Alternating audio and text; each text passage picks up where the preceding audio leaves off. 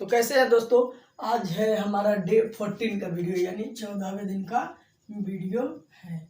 आज ये क्लास चलेगा आप लोगों का 9th 10th 11th और 12th।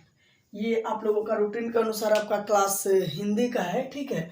तो हिंदी ये चारों लोगों का मैंने इसके पहले वाले वीडियो में मैंने आप लोगों को हिंदी का जिस दिन क्लास हुआ था उस दिन मैंने आप लोगों को बताया था कि 9th 10th और 11th 12th का सबका ग्रामर पोर्शन एक ही है। तो ग्रामर पोर्शन 50 मार्क्स के होते हैं, ठीक है। तो 50 मार्क्स में से कितना मार्क्स कौन सा टॉपिक से कितना मार्क्स का पूछता है, ये सब का डिस्ट्रीब्यूशन का वीडियो मैंने पिछले वाले वीडियो में यानी पिछले हिंदी जब पढ़ा था, यानी कि डे 8 या 7 के में बनाया था मैंने आप लोगों को। तो वीडियो आप लोग जरूर जाके देखिएगा। हाँ, कोई भी वीडियो आपका छूटा हुआ है तो KYT एजुकेशन चैनल पे जाइए, उसके प्ले लिस्ट में जाइए और प्ले लिस्ट में जाकर क्लास 9th का वीडियो खोजना है तब क्लास 9th के प्ले लिस्ट में देखिए, 10th का देखना है तो 10th के देखिए, 11th और 12th का 12th। तो ऐसे करके आप लोग उसमें जाके देख सकते हैं सारा वीडियो, जिसका जितना छोटा हुआ आप लोग देख सकते हैं। तो चलिए इस वीडियो को पहले स्टार्ट करते हैं हम। यहाँ पे देखिए, आज हमारा टॉपिक है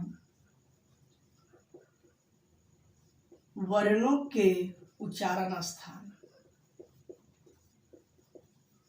वर्णों के उच्चारण स्थान। देखिए, वर्णों के उच्चारण स्थान से संबंधित 1 या 2 मार्क्स का क्वेश्चन आपके 10th के बोर्ड के एग्जाम में भी आता है और 12th के एग्जाम के बोर्ड में भी आता है। लेकिन ये 9th और 11th को पढ़ना तो यही है, बोर्ड में तो बाद में आएगा उन लोगों को, तो इसलिए मैं ये कंबाइंड क्लास कर दिया हूँ आज, ठीक है।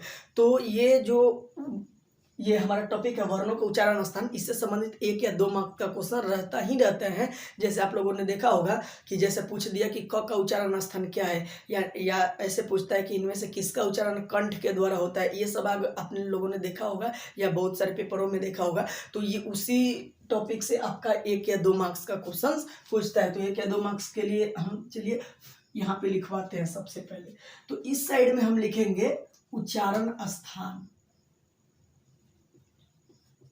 उच्चारण स्थान। इस साइड में हम जो लिखेंगे, यहाँ पे इस साइड में लिखेंगे हम वर्ण। यहाँ पे इसको थोड़ा सा और छोटा कर देता हूँ यहाँ पे,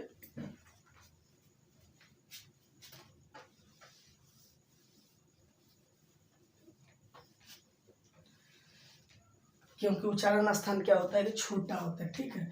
उच्चारण स्थान मैं यहीं पे लिख देता हूँ और यहाँ पे, ठीक है। इसको देख लगता हूँ आप लोगों को दिखाई देता है ना नीचे तक। हाँ, तो चलिए यहाँ पे ये दिखाई दे रही है और थोड़े से नीचे तक ही दिखाई दे रही है, चलिए कोई दिक्कत नहीं है। सबसे पहला है हमारा कंठ। कंठ में हमारा आता है जो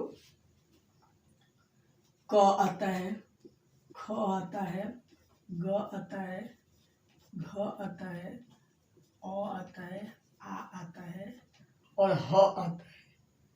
इसमें क्या आता है? ह आता है। देखिए यहाँ पे, यानी कि क दिया हो, चाहे ख दिया हो, चाहे ग, चाहे घ, चाहे अ, चाहे आ, चाहे ह, तो इन सब का उच्चारण स्थान क्या है? हमारा कंठ।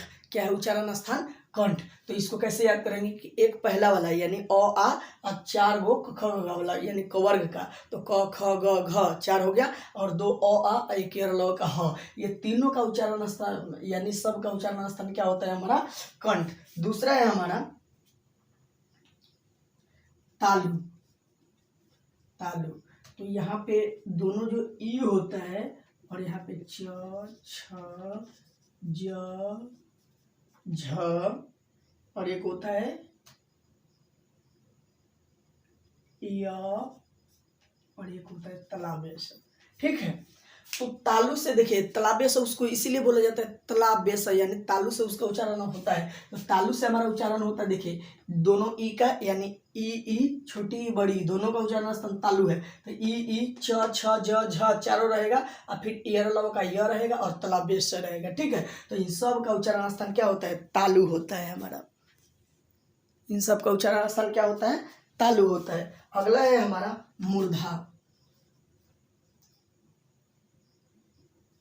यहाँ पे हमारा है मूर्धा। अब इसमें क्या है? आपका री आता है, ट आता है, यहाँ पे ठ आता है, ड आता है, ढ आता है और आपका आता है र और आता है मूर्धन्य स। ठीक है। यहाँ पे देखिए मूर्धा में क्या क्या, मूर्धन्य से इसीलिए इसको बोला जाता है क्योंकि उसका उच्चारण मूर्धा से होता है। ठीक है, तो री आता है, एक ट ठ ड ढ ड आ जाएगा, यानी कि इसमें क ख ग आया था, इसमें च आया, इसमें ट ठ ड आ गया, एक र आता है, एक स आता है, तो उसका उच्चारण हमारा क्या होता है, मूर्धा होता है। देखिए अगर मान लीजिए कि ये आपको कन्फ्यूजन होगा तो उसका उच्चारण करके देखिएगा। जैसे मान लीजिए कि हमसे कोई पूछा कि छ का उच्चारण स्थान बताइए, तो हम बोल के देखेंगे, जीभ हमारा जाता कहाँ है, छ। तो देखिए ये वाला जो ऊपर वाला तालु है हमारा, वहां तालु के पास जाता है, क्या हमारा जीभ तालु के पास जाता है, इसलिए कहेंगे कि उसका उच्चारण स्थान क्या है, तालु है। क्या कहेंगे, उच्चारण स्थान तालु है। जैसे बोलिए स, तलाबेशक बोलते हैं ना स, तो ये स का उच्चारण स्थान हमारा क्या हो जाता है, तालु, इसीलिए तलाबेशक का उच्चारण स्थान क्या बोलेंगे, तालु। जैसे हम बोलेंगे ग ग, तो देखिए जोड़ यहाँ आ रहा है ना कंठ के पास, तो हम इसीलिए ग का उच्चारण स्थान क्या बोलते हैं, कंठ बोलते हैं। तो अगर मान लीजिए कि आपको ये नहीं याद है तो उसका उच्चारण करके आप देखिए और उसके बाद अपने चारों ऑप्शन में से टिक कीजिए। ठीक है, कि किसका उच्चारण स्थान कहाँ आता है। और देखिए और यहाँ पे लिखवाता हूँ, मूर्धा के बाद है हमारा दंत, दंत, इसमें आता है त, थ, द, ध, न, ल और श।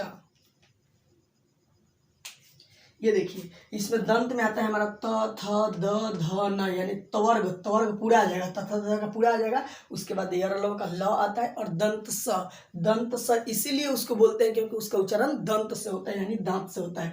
तो दंत में कौन कौन आ जाएगा, त, थ, द, ध, न, ल और स। तो ये थोड़ा सा याद आप लोग कीजिएगा यहाँ पे दंत में। ठीक है, अब आता है हमारा ओष्ठ, ओष्ठ, इसमें आता है हमारा प, फ, ब, भ और आ जाता है हमारा दोनों ऊ। तो ओष्ठ में हमारा आ जाएगा प, फ, ब, भ और ऊ आ जाएगा। ठीक है, तो हमारा ये क्या हो जाएगा, हमारा ओष्ठ हो गया। फिर है हमारा कंठ और नसिका, कंठ और नसिका। तो कंठ और नसिका में हमारा हो जाता है सिर्फ अंग, क्या हो जाता है, अंग। जैसे बोलिए आप अंग, तो देखिए कंठ से भी थोड़ा सा आवाज आ रहा है और नाक से भी आ रहा है, अंग अंग, तो कंठ और नसिका, इसीलिए अंग को कंठ और नसिका। ये देखिए आप लोगों को दिखाई दे रहा है, हाँ यह तो दिखाई दे रहा है यहाँ पे, तो कंठ और नसिका हो गया। ठीक है आप लोगों का। अभी यहाँ पे हो जाएगा आपका तालु और नसिका, तालु और नसिका। तो यहाँ पे हो जाएगा आपका इया, तालु और नसिका में इया। जैसे बोलिए इया, तो देखिए जीभ इस तालु के पास यहाँ पे जा रहा है, तालु के पास इया, तो तालु और यहाँ पे क्या आ रहा है, नसिका यानी नाक से भी आवाज आ रहा है, तो तालु और नसिका में हमारा क्या हो जाता है, इया हो जाता है। फिर है मूर्धा और नसिका। तो मूर्धा और नसिका में हमारा हो जाता है अण, क्या हो जाता है, अण। जैसे बोलिए अण, तो मुंह से भी आया, थोड़ा सा नाक से भी आया, तो इसलिए मूर्धा और नसिका को क्या बोलते हैं, अण। तो यहाँ पे वीडियो को स्क्रीन पे यहाँ पे मार के और इसको आप लोग उतार लीजिए। ठीक है, अब आते हैं यहाँ पे, हमारा ये हो गया ओष्ठ, ये कहाँ से हो गया, मूर्धा और नसिका हो गया। ठीक है हमारा, उसके बाद है ओष्ठ और नसिका, ओष्ठ और नसिका। ओष्ठ और नसिका हमारा हो जाएगा यहाँ पे न, ओष्ठ और नसिका में हो जाएगा ये, सॉरी म होगा यहाँ पे म। उसके बाद है हमारा कंठ और तालु, कंठ और तालु। तो कंठ और तालु में हमारा हो जाएगा ए और ऐ, दोनों हो जाएगा ए ऐ। ये इसको आप लोग वीडियो को स्क्रीन पे मार के यहाँ पे उतार लीजिए। तो देखिए आते हैं यहाँ से फिर से समझाते, मैंने एक बार लिख दिया है, ठीक है, उसके बाद समझा दूंगा, टाइम वेस्ट नहीं होगा। ओष्ठ और नसिका में हमारा क्या हो जाएगा, म। कंठ और तालु में हो जाएगा ए ऐ। जैसे बोलिए ए, तो देखिए कंठ से भी ये जा रहा है, तालु में भी जा रहा है, ए, तो जीभ तालु के पास जा रहा है, आवाज कंठ से आ रहा है, यानी कंठ और तालु। तो कंठ और तालु को हम क्या बोलते हैं, ए आए। फिर बोलते हैं कंठ और ओष्ठ से, यानी ओ बोलिए आप, ओ, तो कंठ भी बोला और ओष्ठ भी बोला, ओ, तो ओष्ठ भी आ रहा है, कंठ भी आ रहा है, तो कंठ और ओष्ठ दोनों आए तो ओ भी आप उच्चारण करके देखिए बोल के। दंत और ओष्ठ, तो दंत और ओष्ठ दोनों जब मिलेगा, व, तो दंत और ओष्ठ दोनों में मिल रहा है, इसलिए दंत और ओष्ठ में क्या बोलते हैं, वो, व। नसिका यानी अनुस्वार, देखिए अनुस्वार का जब भी उच्चारण करते हैं तो नाक से आता है, यानी कंग, यानी कि हम जब भी बोलेंगे कंग तो क्या बोलेंगे, हमारा क्या आ जाएगा, नसिका से आवाज आएगा। तो अनुस्वार का उच्चारण स्थान का होगा नसिका। अब देखिए ये 4 याद करना बहुत जरूरी है, अघोष वर्ण, घोष वर्ण, अल्प प्राण और महाप्राण, ठीक है। तो देखिए अघोष वर्ण में याद कर लीजिएगा, ये ट्रिक से थोड़ा देख के याद कीजिएगा तो कैसे याद होगा।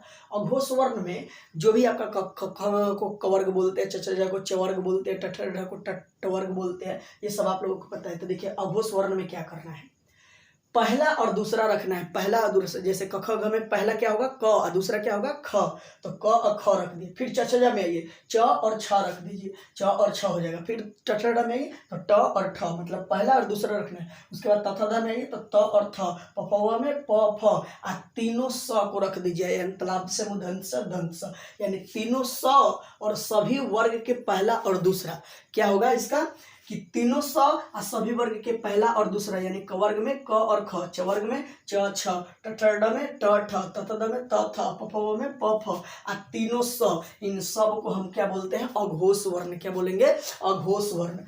अघोष वर्ण में अब आप लोगों को याद हो गया कि कौन कौन आएगा, इतना याद करने से समझ के याद कीजिएगा तो ज्यादा याद होगा। अघोष वर्ण में कौन कौन आएगा, पहला दूसरा, यानी क ख ग में पहला और दूसरा, तो क ख, चचजा में च छ, टठड़ में ट ठ, तथद में त थ, पफव में प फ।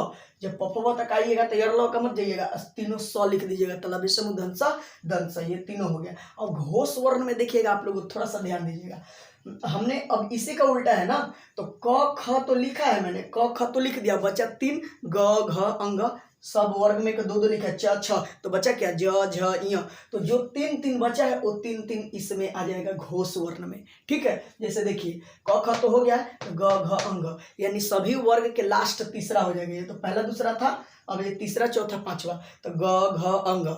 फिर चचजा में जाइए तो ज झ इ, टठड़ा में जाइए, टठड़ा में तो ड ढ अड़, तथद में जाइए द ध न, पपवा में ब भ म, उसके बाद य र ल व ह।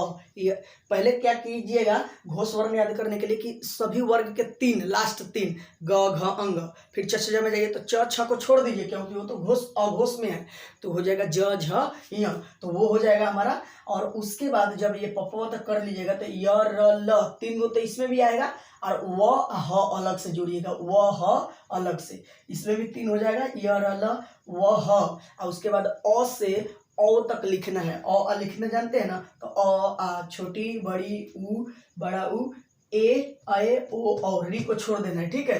तो अ से लेके औ तक, यानी घोष वर्ण में कौन आएगा, सभी वर्ग के 3 लास्ट 3 याद रखिएगा, ग घ लास्ट 3 है ना, तो लास्ट 3 और अ से लेके औ तक जिसमें री शामिल नहीं होगा, और उसके बाद य र ल व ह, ये भाग आप याद कीजिएगा। तो घोष वर्ण ऐसे करके याद कीजिएगा तो आप लोगों को याद हो जाएगा। तो अघोष वर्ण और घोष वर्ण में कोई ज्यादा फर्क नहीं है। घोष वर्ण में क्या था कि सभी वर्ग के 2 यानी शुरू वाले क ख, फिर च छ, और उसके बाद ट ठ त थ, और तीनों स था, तलाबे समुदंस दंस।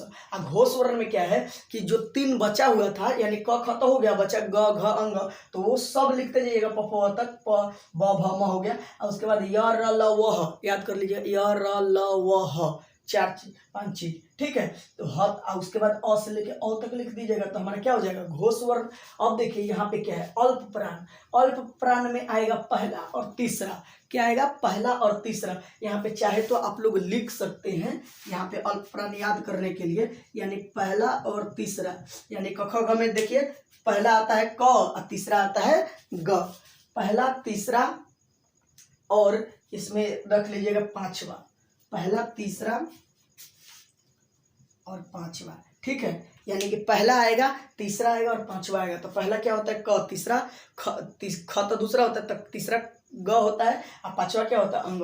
तो क ग अंग, फिर च ज य, फिर ट ड अड़, त द न, फिर प ब म। यानी कि पहला, तीसरा और पांचवा अगर किसी वर्ग के रहेगा, पहला क होगा, चाहे क्या होगा, ग होगा, अंग होगा। अब देखिए क इसमें भी आता है, अल्प प्राण में भी, और इसमें भी आता है, ठीक है। तो जब जिस ऑप्शन में देखेंगे, अगर ऑप्शन में अल्प प्राण दिया रहेगा तो अघोष वर्ण नहीं दिया रहेगा, अघोष वर्ण दिया रहेगा तो अल्प प्राण नहीं दिया रहेगा, ठीक है। लेकिन याद ऐसे कीजिएगा। तो अल्प प्राण में हमारा 3 आएगा, यानी पहला, तीसरा और पांचवा। तो पहला क्या है क, तीसरा क्या है ग, पांचवा क्या है अंग।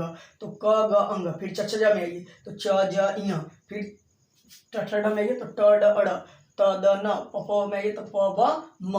अब महाप्राण में जो इसमें छूट गया था, यानी देखिए पहला, तीसरा, पांचवा था, तो इसमें दूसरा चौथा छूट गया था ना, दूसरा चौथा, यानी कि जब क इसमें आया था और तीसरा ग आ गया तो दूसरा हमारा क्या छूट गया, ख छूटा था ना। तो दूसरा और चौथा किसमें आ जाएगा हमारा, महाप्राण में, महाप्राण में ख घ, फिर चचजा में छ झ, फिर ठ ढ, थ ध, फ म। यानी कि दूसरा और चौथा क्या हो जाएगा हमारा, महाप्राण में आ जाएगा, दूसरा और चौथा महाप्राण में। हाँ, उष्ण वर्ण में हमारा तीनों स आता है और ह आता है। उष्ण वर्ण में क्या आएगा, तीनों सतला बेसम दंस दंस और ह आता है। अंत अस्थ में आता है य र ल व तक, और उसके बाद अ ई छोटी ही आता है, बड़ी नहीं आता है। फिर छोटा उ री छत्र ज्ञ, ये हमारा आता है, ठीक है। तो इसको आप लोग वीडियो के स्क्रीन पे मार के और इसको लाइन बाय लाइन आप लोग उतार लीजिए। तो देखिए ये आप लोगों ने उतार लिया। अब यहाँ हम एक क्वेश्चंस बताते हैं, इसमें 2 तरीके के क्वेश्चन हो जाएंगे, ठीक है। ये मैं मिटा देता हूँ यहाँ पे, ये आप लोगों ने तो लिख लिया।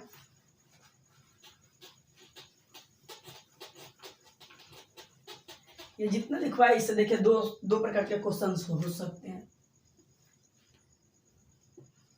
इनमें से कौन क का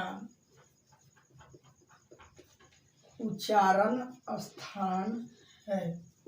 ऑप्शन ए में दे दिया कंठ, ओष्ठ, तालु और मूर्धा, ठीक है। तो देखिए यहाँ पे इनमें से कौन सा क का उच्चारण स्थान है। तो मान लीजिए कि आपको नहीं याद है, अगर याद है तो आप बता दीजिए कि कंठ, जो पहले ही लिखवाया है मैंने, तो याद है तो बता दीजिएगा। अगर नहीं याद है तो आप देखिएगा, आप उसका उच्चारण कीजिएगा। बोल रहे कि इनमें से कौन क का उच्चारण स्थान है, तो क का उच्चारण कीजिएगा। क, तो क में मूर्धा जा रहा है, यहाँ पे डी होगा ऑप्शन, ये डी। मूर्धा मतलब मुंह से बोलेंगे, ठीक है। तो क, तो तालु से जा रहा है, तालु के पास जीभ जा रहा है नहीं, तो मूर्धा के पास जा रहा है नहीं, तो ये दोनों तो कट गए। अब आया ओष्ठ, तो क, देखिए ओष्ठ सट रहा है, नहीं सट रहा है तो ओष्ठ भी नहीं होगा, तो बोलेंगे क। तो देखिए कंठ से आवाज आ रहा है, इसीलिए इसका उच्चारण स्थान क्या हो जाएगा, कंठ हो जाएगा, ठीक है। एक क्वेश्चन इसी का उल्टा बनता है कि इनमें से किसका उच्चारण कंठ से होता है। क्या से होता है, कंठ से होता है। यहाँ पे दे दिया, मान लीजिए कि ए नंबर में ख, उसके दे दिया च, उसके बाद सी में दे दिया ट, और डी में दे दिया प, ठीक है। तो बोल रहा है कि इसमें से किसका उच्चारण कंठ से होता है, तो कंठ से ख, च बोल के देखिए च, तो ये तालु के पास जा रहा है तो उसका उच्चारण तो तालु हो जाएगा, तो ये तो कट जाएगा। ट, तो इसका भी उच्चारण अलग जा रहा है। फिर प, तो इसका उच्चारण ओष्ठ आ जा रहा है, मतलब अलग जा रहा है। तो हम ये च भी नहीं होगा, ट भी नहीं होगा, प भी नहीं होगा, तो हमारा हो जाएगा ख। जैसे ख, तो देखिए यहाँ से उच्चारण स्थान है, कंठ से आ रहा है, तो ख में हमारा टिक मार जाएगा। 2 प्रकार के इसमें से देखिए आता है। ऐसे मान लीजिए कि यहाँ पे दे देगा हमारा एक क्वेश्चन, यहाँ पे घ क्या है, घ क्या है, घोष वर्ण, यहाँ पे ऑप्शन दे दिया घोष वर्ण, बी ऑप्शन दे दिया अघोष वर्ण, अघोष वर्ण, ऐसे कुछ के मान लीजिए कि दिया। तो घ किस में आता है हमारा, घ देखिए इसमें आता है ना घोष वर्ण में, तो हम घ को क्या बोल देंगे कि हमारा घोष वर्ण है, यानी इसमें टिक मार देंगे, ठीक है।